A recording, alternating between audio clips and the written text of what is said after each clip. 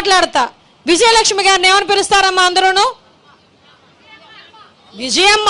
భారతిరెడ్డి గారిని భారతమ్మ. విజయమ్మ గారిని విజయమ్మ అని పిలుస్తారు, భారతిరెడ్డి గారిని భారతమ్మ పిలుస్తారు.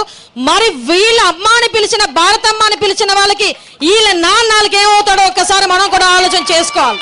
ఏ కోసన కూడా మహిళల మీద దాన్ని ఏమంటారంటే గౌరవం లేదు, మర్యాద లేదు. కనీసం స్త్రీ అన్న దాన్ని ఏమంటారంటే కనీసం చిన్నదైనా ఎవరైనా అయ్యో పాప మహిళ వదిలేయండి అంటారు.